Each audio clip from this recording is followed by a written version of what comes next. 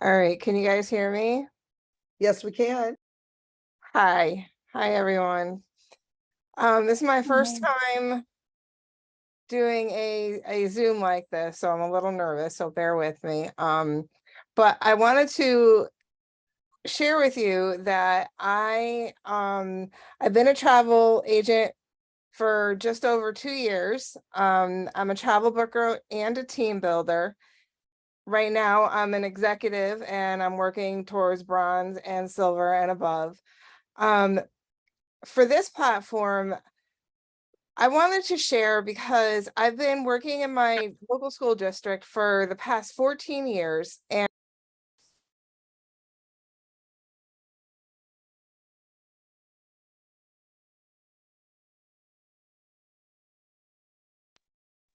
was I muted? I apologize. I've been working in our school district for the past 12 years, and I work in a self-contained classroom in our local autism program. I'm a para and I work very, very closely with my students. I'm pretty much, one of their teachers. Currently, I work with grades K and 1, and I have worked with K through 5, and this year I am going into preschool. So I've worked with students of all levels of autism, all grade levels. Most of my students in the program are lower functioning and nonverbal.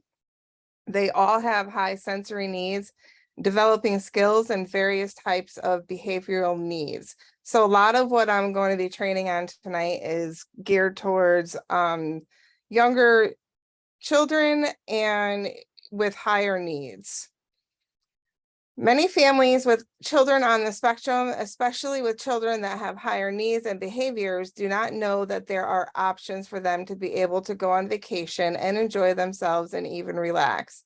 That is where we as travel agents come in to help the families understand that we have access to places and have trained staff and certified to help when needed. It is our job to help these families realize we also understand their needs and have the ability to guide them along the way and can help with the solutions to some of their questions and very real issues. Traveling with autism. Autism refers to a broad range of conditions characterized by challenges with social skills, repetitive behaviors, speech, and nonverbal communication.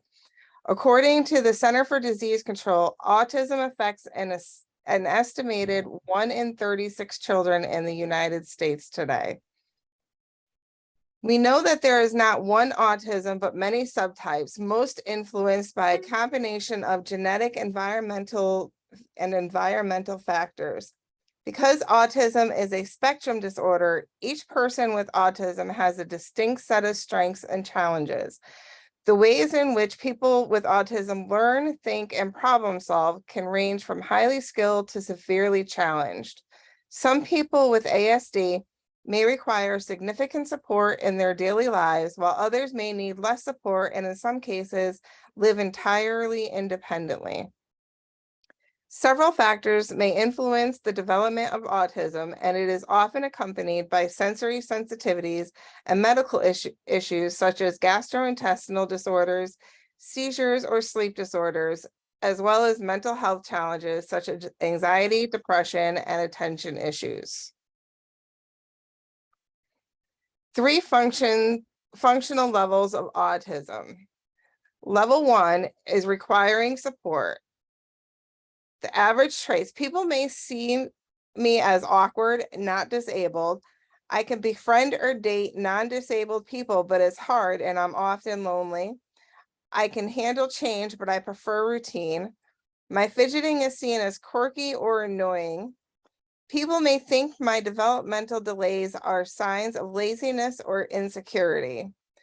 Please know that social interactions are challenging. Please be understanding and offer help.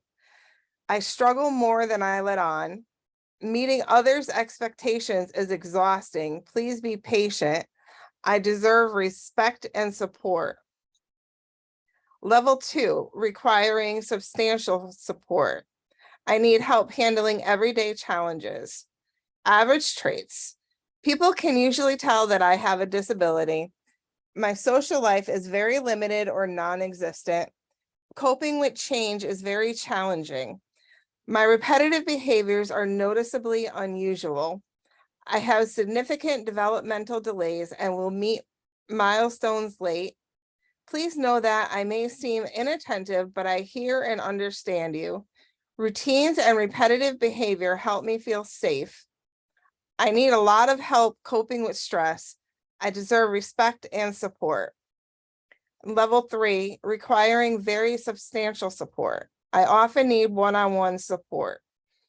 Average traits, my disability is very obvious. I usually only communicate to express needs or answer questions. Change and transitions can be unbearably difficult. My intense repetitive behavior is calming and important to me. I have large developmental delays and may not meet every milestone.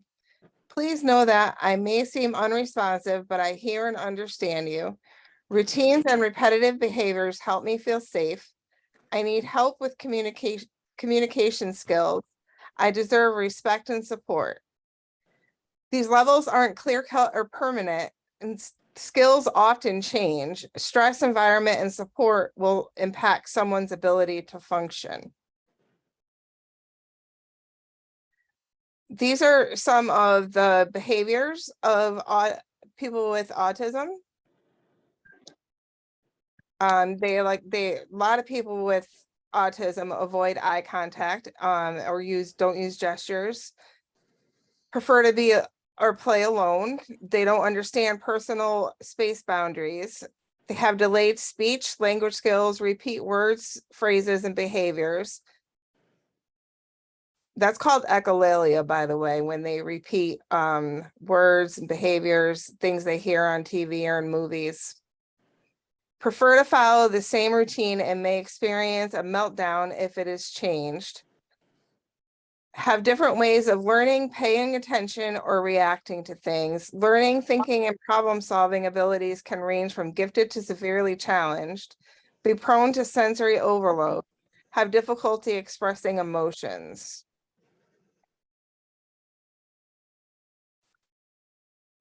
Benefits of travel for someone with autism. While traveling with a child with autism may seem like a challenge, there are several benefits that a trip may bring to all members of the family. For the family member with autism, experiencing a new environment can gently push their comfort zone and build confidence. Traveling is also an effective way to build social skills and interact in new situations, like going to a restaurant, using public transportation, or waiting in line. A new environment may also help with sensory desensitization. Rather than completely avoiding loud or crowded areas, travel offers the opportunity to learn new coping mechanisms to minimize anxiety as much as possible. Traveling with a person who has autism requires some preparation from everyone. Graded exposure practices, like practicing new experiences in advance, can be helpful. Additionally, you may opt for a shorter trip if it is your first time traveling with your child with autism. The shared experiences of a family vacation offer a unique bonding opportunity. Additionally, parents need their own time to relax and take a break from the challenges of everyday life. Common obstacles and solutions for traveling with someone who has autism. Autism problem, leaving home and a familiar environment. Create a countdown calendar so your child is not surprised when it is time to depart. Discuss the plans for your trip with your child in detail so they know what to expect. Share pictures and other information with them about where you are going, where you are staying, and how you are getting there. It is important for someone with autism to have a sense of familiarity. Change in routine. Identify parts of your child's regular routine that you can continue, like eating the same breakfast foods or staying on the same nighttime schedule. Discuss some some new parts of the routine that may be introduced while traveling so your child is prepared and can participate in planning the new routine. Overstimulation. Avoid an overpacked vacation schedule. Include time for breaks, especially if you are in an area with high sensory stimulation that may be difficult for some with autism. Don't try to introduce too many new things in one day to a child with a developmental disability, as it may cause sensory overload. Give them a chance to appreciate one or two activities per day without feeling like they are bombarded with new things. Try to avoid activities or places that are very crowded or loud if possible. Unexpected plan changes. Sticking to the plan is important when managing your child's expectations. Make reservations in advance to help prepare those expectations as much as possible. Try to avoid too many activities that depend on things like the weather. Again, avoid packing your schedule with too many activities, as this can be overwhelming for someone with autism. I put up something that we use a lot in school for the kids. And when I did home services, a lot of families would use this at home. This is a first then schedule. And you just use little pictures, first, you could put like a picture of dinner. So first dinner, then beach. And this way, the child has a visual of what to expect instead of just listening, because sometimes it won't register if you're just talking to them. They need that visual to look at. Here's what I found. Keeping track of your child. Consider placing an ID tag on your child's bag or shoelace that includes information about autism. In case you get separated, they will have your contact information on them. Discuss in advance what to do if you get separated, so your child knows what to do to get back to you. I personally suggest, if they're a smaller child and they are known to take off and elope and run away from you, put a leash on them. Put one of those backpacks with the extra long, a monkey backpack with the extra long tails or something. So this way you don't have to worry about that.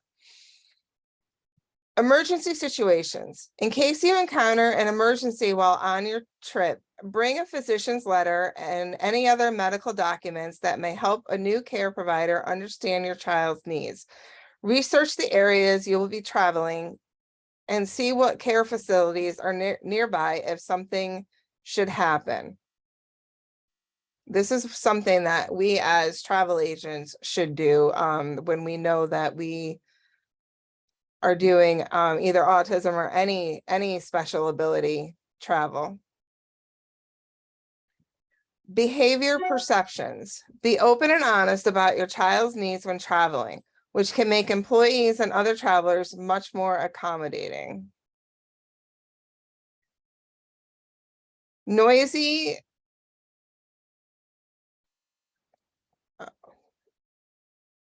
restaurants.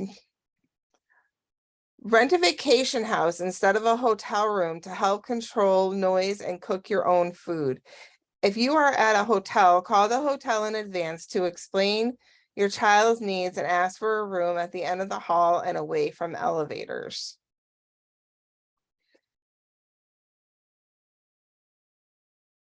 Considering a future trip. Help your family prepare for future vacations by logging what went well and what could be changed to work better next time.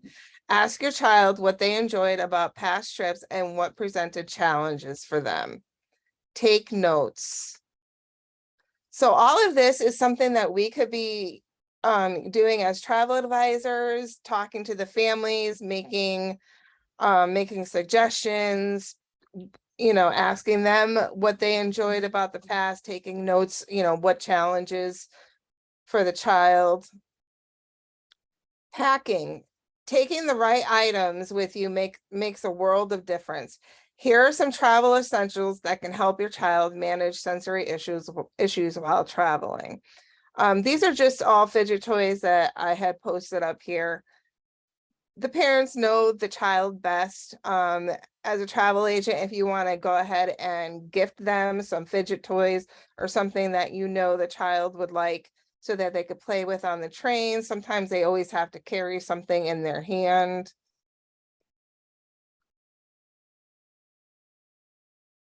These are some of the things that you can suggest to the parents of the children. They're going to want to take familiar snacks and foods, possibly a weighted blanket. Weighted blankets are fantastic. Noise reduction headphones to help reduce noise and any kind of sensory overload that they may experience from that. Entertainment, each child is their own. They all like their own individual items. Some might be Play-Doh, some might be coloring books, some may just like the iPad. Bring a change of clothes. Always keep a couple changes of clothes on you in your carry-on. And familiar toys and portable activities. Planning. Give your child ample time to prepare for the trip by frequently talking about what will happen. Preparation can help them better adjust to a change in routine, which is often a challenge for individuals with autism. Use social stories to help people with autism visualize what will change when you go on a trip. Also, give your child the opportunity to ask questions about the trip. Get them to repeat back the plan to ensure they truly understand what to expect. For instance, you may create a social story about standing in line at the airport. You can also talk about the timeline of events so they know what to expect and when. With autism, it can be difficult to be flexible, so it is important to provide positive reinforcement when they exhibit flexibility in a situation. Parents need to regularly have these conversations with their autistic child in the days and weeks leading up to the trip. Frequent conversations about the trip will give you the chance to address any anxieties they may have so you can work together to create a plan to lessen their stress.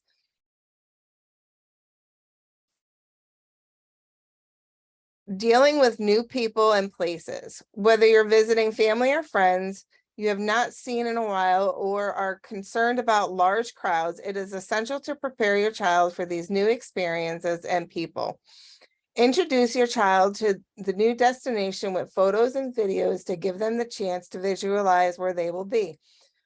If possible, consider taking a field trip to practice in advance. Perhaps you can visit the airport ahead of time or use a public rest stop before your trip.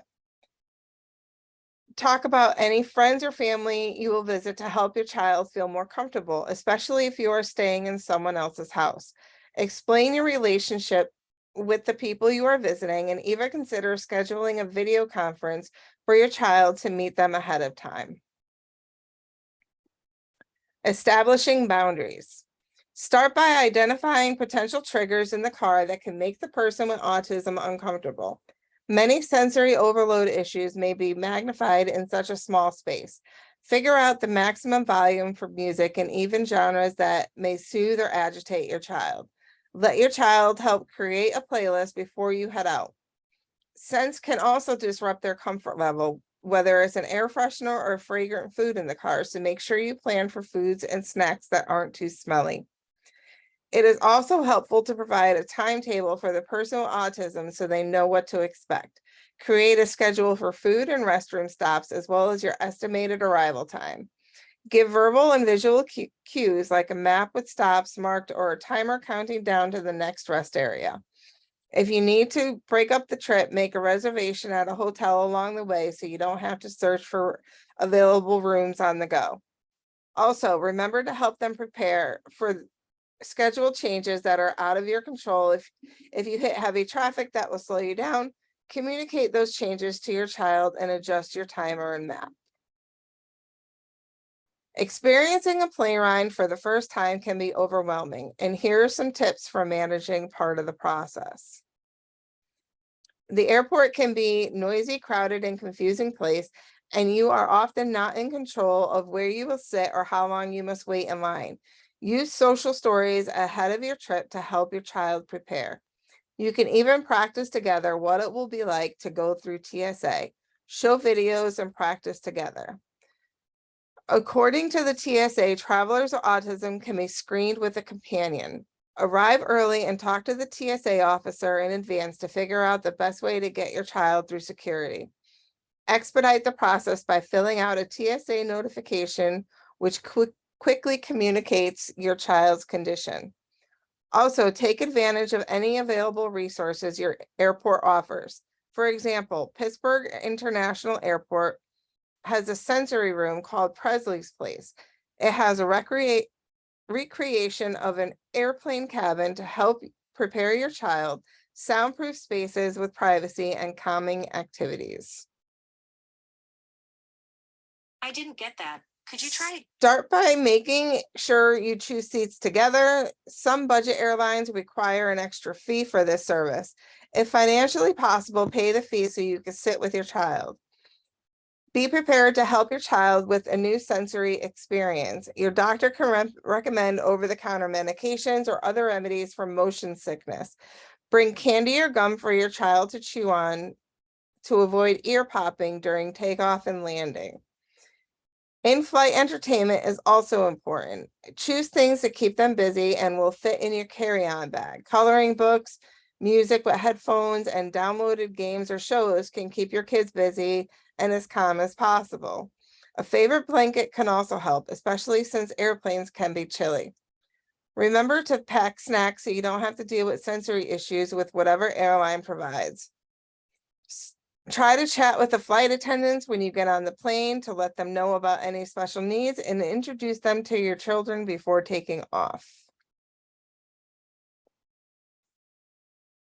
Additional tips: avoid traveling on the busiest days of the week. Weekdays and early morning flights are typically the quietest, but you can also call the airline to book your flight and ask them the best days and times to fly.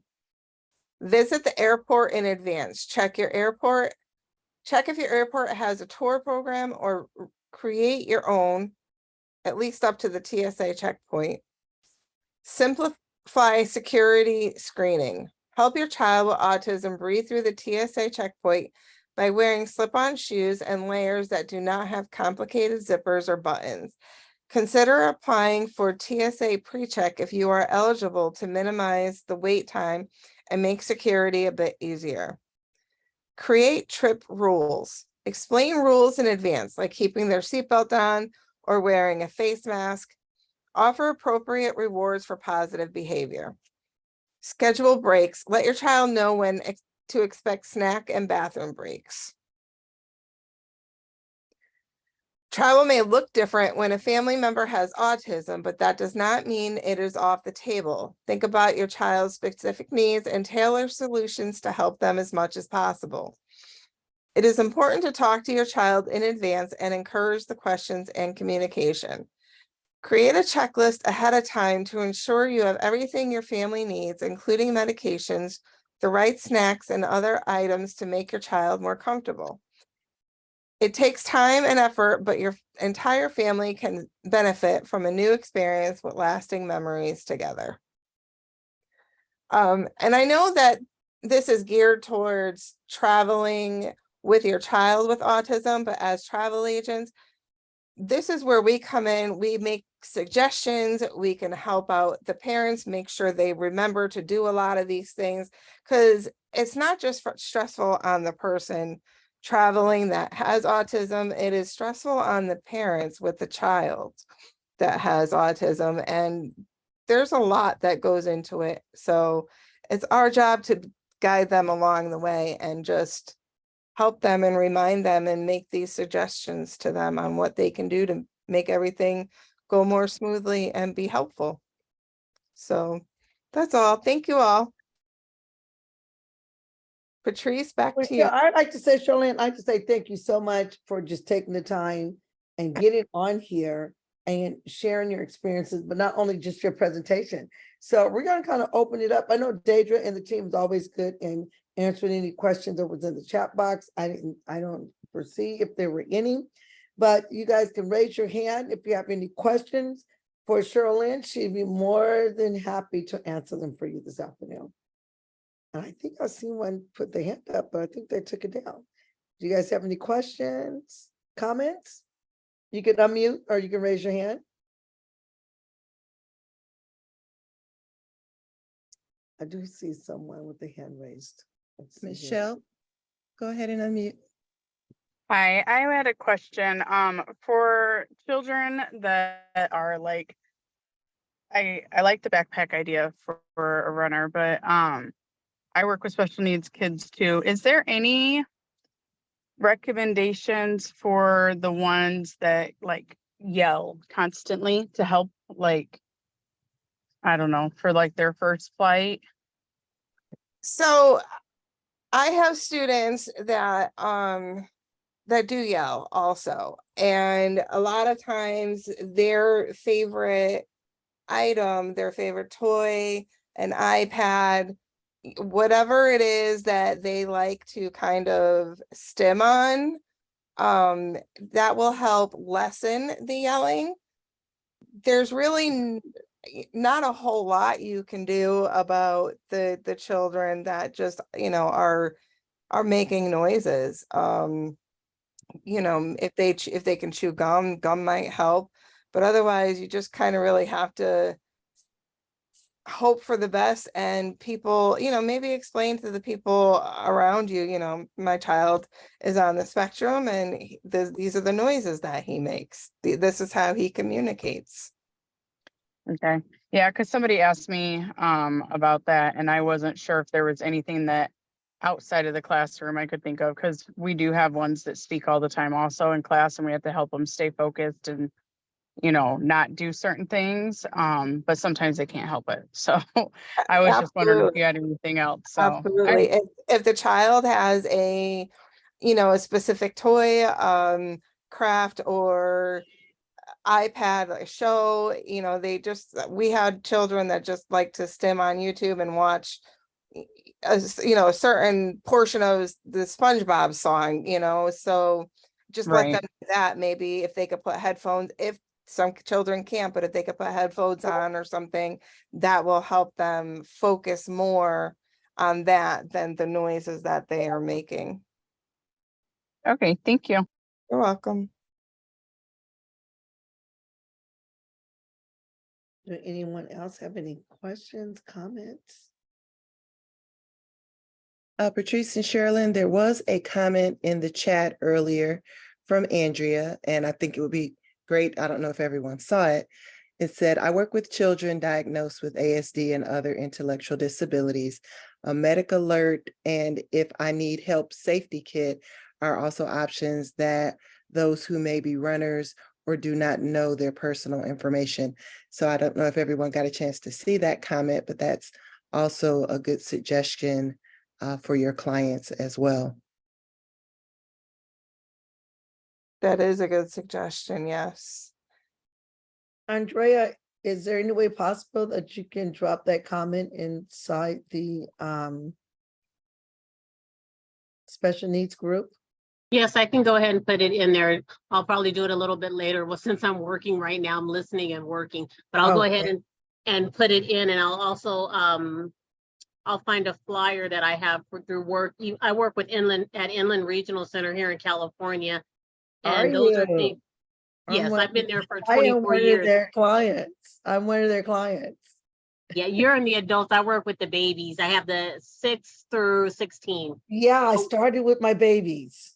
What we do in the age group of that, a lot of parents will have, excuse me, they don't like to use the backpacks with the long strap, but that is a good suggestion. So if I need help safety kit, it has little shoe tags that you can put on their shoes or their jackets or something like that. Or and the medical alert bracelet, you can sometimes get it as a necklace or a bracelet, because some kids won't wear a necklace. So some parents have gone for the bracelet, but I'll try to find flyers for both of those, and I'll put them in the Facebook group.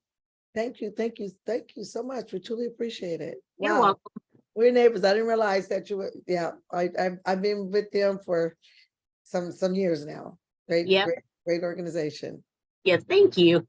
And they grow with your kids from infants to their turn adults. Yes, until they're, I always say we have them from babies to little old people, so. Yes, they- yes, yes. So Thanks again. you're You know, welcome. we might have to get you on and just kind of share a little bit about regional center. Doesn't matter if it's, Inland Empire or LA County or San Bernardino County or the Bay Area or any of the other states. That would be something great because a lot of people do not realize that they start with infants all the way up to, as you say, adults. And there's certain areas and criteria, not just in autism, but seizure disorder and a lot of others. So you know what? I'm going to Right. reach out to you. I'm going to reach out Okay, to no you problem. on as a guest. Okay, I'll do my best. Yeah, just reach out right. to me and we can work on that. Okay, sounds good. Sounds good. All right. Anyone else? I know that Deidre just dropped our Facebook group inside the thread.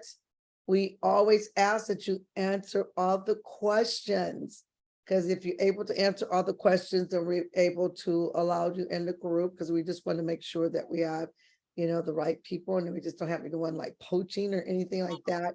But answer the questions. And if you don't know who your founder council member is, please just inbox us. We can be able to tell you. Don't put David McCovey and don't put Ron Archer, because everybody don't roll into David McCovey. Just certain the Elite Eight and some of us that no longer have a platinum, we do roll directly into him. So if you don't know and you try and just inbox myself, Patrice Vance or Deidre Driscoll, and we most definitely be able to help you guys with that information, okay? And we're open for suggestions. I mean, you can ask questions in that thread. There's some amazing leaders that's been in that particular group since 2019, because that's when I started that group back in 2019, because 2018, I've always been a special need advocate over for the last 40 years. So I think that this here is a industry, again, that I said they have not been tapped in, but this is where you guys have to work in your backyard. And I always say that. So I'm using Andrea as a prime example. She's in my backyard and she works with Inland Regional. There are so many different other organizations that you can get yourself engaged. I mean, Stacey Ware, if you're on the morning call this morning, she just dropped some amazing nuggets on how you can, as a travel agent, work in the library. So again, you're working back in your backyard, learn those different organizations that have disabilities and tie yourself back to them. It's not that you're always trying to sell something to them, but you're educating them that everybody can travel and so can their clients. And that's how I was able to get into Ability Expo. So I do their expos 3 times a year. Thousands and thousands of people come through those expos. But what it allowed me to do, it allowed me to be there as a travel agent, and it's also allowed me to be there as Divas Empower as my nonprofit organization, because we give back to special needs, underprivileged children. So they all fall into that category. So just kind of think outside the box a little bit and say, do your homework tonight. I'm going to give you guys homework tonight. I want you to look in your backyard. That means where you live, the nearest community, the nearest city, on how can you be able to get yourself engaged and working with them as a nonprofit, well, not as a them as a nonprofit organization, and you as a travel advisor that's working with special disabilities. They will be, I'm going to tell you, I've met some people at Ability Expo that they didn't even realize that they can travel. So I don't say special needs hardly when I'm out in the public. I always say special disabilities, because they respond to you and they would talk to you and they would share with you that they haven't been on a trip because they don't have anyone to watch their children, or their care provider can't travel. Well, guess what? We're going to talk about that, because I do have an organization that does that. So if you need to find someone to be able to work with your client, to be able to travel with your client, there are so many different industries out there. So all I'm just going to say, just kind of just do some homework. Google it. You will be amazed. You just want to come and do a seminar. You're not looking to charge them anything. You just kind of want to talk. I'm taking, and I'm sharing this with you because I'm taking what Stacy poured into us all the time on the Sunrise call. And as she poured into us today, my little brain was like, oh, I can do that with special disabilities. It's just a seminar. We're educating them that it's okay for them to travel. You can put things together. So I am not up next week. Stacy Weir would be up next week. I'm not on to week out the next couple of weeks when I get back from vacation, but I have a PowerPoint presentation I put together for Disney. Wow. Imagine if they can go to Disney, Universal. There's so many different things, ladies and gentlemen, that's on this call. It don't have to be boxed on all the services that we sell here with Archer Travel. I look at Archer Travel as my purchasing vehicle that I can buy anything offer Archer Travel to provide to my clients. Now, a lot of stuff that we need to do for special needs, we probably won't be able to do that, but there's other suppliers. And we're going to talk to how you can partner up with those other suppliers like S&G. And there's some others that we'll be talking about that's going to allow you, Artisan of the Seas. I will be nailing that one real soon. There's so much you can book directly through them as an agent, and you still could be an agent and book and get your 80% through Archer. There's so many different ways that you can work with some of these suppliers. I do have another individual. I need to get back with Tanya, because Tanya, when I lost my Facebook page and all my emails, I lost all the information on what we were working on. But I just have to say, if this is truly something that you guys need to do, you need to build your goals, you need to put your plan in place, and you need to start building your projects on what you're going to do by the end of the year so you can be strong for 2024. I'm just going to open it up. I think somebody still got their hand up. Hi, it's Anna. You can unmute.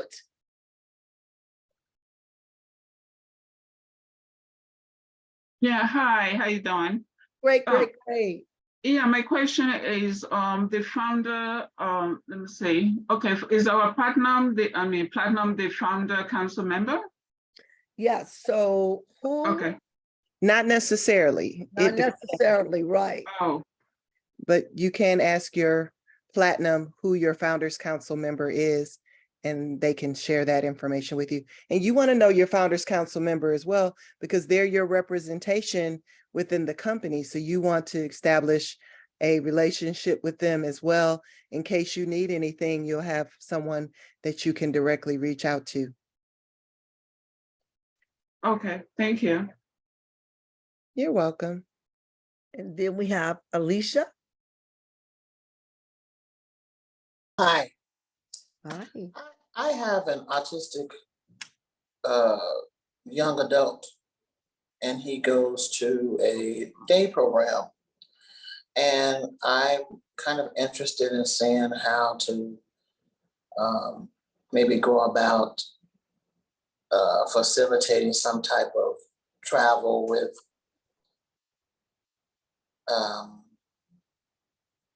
the day program, I guess is what I'm trying to say. Okay. With those participants. Is that, I mean, I know you talk about children, but do you have anything for, or do you provide any feedback or assistance for adults on the spectrum? We provide it for all, because I have adult ADS children in my home as we speak. And that is great, because you can make a difference. You can approach them and approach them in the matter of that you would like to do a seminar, or you like to educate them on that they're able to travel. Because when, and it's really ironic, I have to go back on what Stacy shared with us today, because some people was like, well, did you get any bookings? How much money are you going to make from that? It's not always about how much money you're going to make. Because if you do the right thing and you get in there and you provide that seminar and you educate them, I guarantee you, they're going to be coming and says, we want you to put something together for us. I'm going to be working on just some generic type of land and cruise type of packages is not, they're not real packages. It's just something that I'm putting together so you guys can kind of see. But you can do that. And not only that, then you can start building your email list. Then you can start building your newsletter. I send out a newsletter every month to my 2,000 special needs clients. They're not my client, they're my clients. They haven't bought anything. Some of them have, but I stay in front of them. So you want to use it as you would like to do a seminar to educate them on how they can travel, because they might know that. Or you like to do some educational things and talking to them about doing group travel. So not just going in thinking, okay, I'm going to put this together and I'll be able to get a deal, is more on you educating them and getting them engaged and having them to understand and make it in LIFO until they'll be like, oh, you know what, we need to do something. Okay, sounds good. You know? So, I And- mean, is there someone or you or someone that I could, I mean, because I'm fairly new at this. I Okay, just- what I suggest you to do, Deidre just dropped in the information to Mhm. our Facebook group. Join our Facebook group. And I we did. started looking. You did. did? Okay, and we started looking at some things I think is good. And I'm going to say this. This is how, for those that know that I have my nonprofit organization, Divas in Power, this is how our travel agents are able to get into nonprofit organizations and able to get into those vendor events, because they utilize us and we tie it back on, because we special needs is one of our programs in a nonprofit. So that's how we've been able to get our feet into different things when it comes to the nonprofit organizations and special disabilities. So go on, we'll most definitely get with the team, because we most definitely going to be meeting. And then we just can kind of throw some ideas around on what you guys need. We'd be more than happy to put that stuff together, but you still also have to do your legwork. And that Oh, no, that's fine. I'm So in now- Arizona. Is that okay? Right. Oh, okay. Now, have you taken the SNG certification? I'm not sure. I'm my son's habilitation tech. So Uh-huh. I've taken like, for the organization that I work for, you know, and I have my, I've got all of my certifications through them, but I'm not sure it's the same thing. Okay, that so you're we're going to doing. make sure that you get your certifications as a travel professional. Okay, Okay, so I will redrop all the links on how you can be able to apply to get your certification. And then we most definitely want to take advantage of the promotion that Sandals and Beaches have that expires on December. okay, Oh, there goes Stacy. Hey, Stace. thank you. She's one of our trainers. Hey everybody, I wanted to follow up on what the question that was just asked. One good thing that you can do too is not only with the seminar, but you can start with something small and local, like going to a museum or some type of animal habitat or a zoo, and arranging the transportation and, like, you know, traveling there for a group of adult special needs individuals, because you being it your first time, and for anybody, you don't really know what's going to go on and what to anticipate. So start small before you're sending them all to Jamaica, right? So you see like how the people in the daycare center, how they react when they're going out, and what their families, what kind of questions that they ask.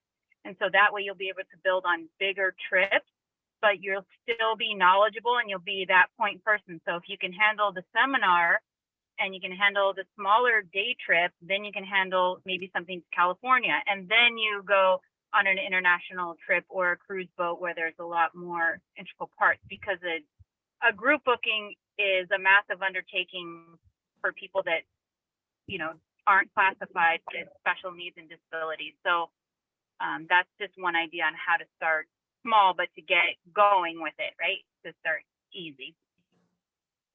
Okay, that sounds good. Thank you. And that applies for everybody too. You know, you do a small, easy 3-day cruise before you go into France on a river, right? And that way you just build on your expertise for everything. And then when you have groups, that's still a great idea, because you get that individual travel from all of those people that are trusting you and they're following the Pied Piper to you. And so then they will come to you for their individual family travel because of what you did.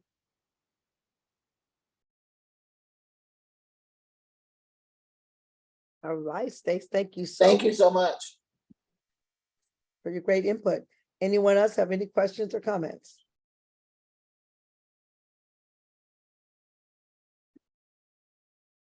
Patrice, if we don't have any more questions, I did want to point out, because I know we've had some questions about where to find things. So if you're looking on our special needs disability group, we've got a lot of great information in here. There was a post here about what is autism of the seas with a link to a video. I just dropped in the link from the slides to Sherilyn's post today. So if you go back to those posts from our trainings, you'll find information. So this was my training from June the 17th, and I have a link to the playback from that, I'm sorry, June 19th, a link to the playback from that as well.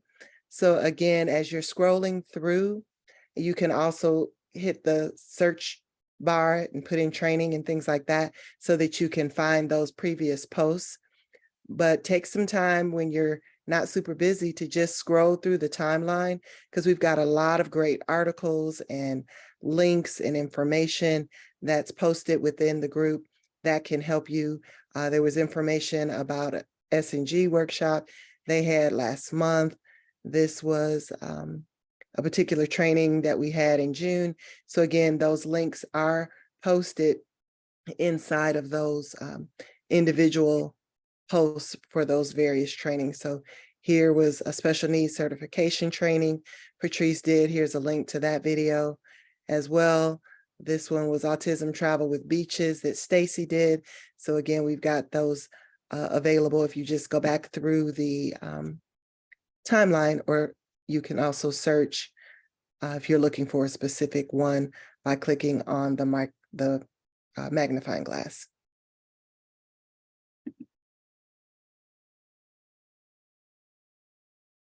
That's all I had, Patrice. All right. Well, I like to just give it back to Sherilyn and Ruby. If you'd like to close us out, we truly appreciate it. I just want to say thank you, everyone, for coming on to the training today.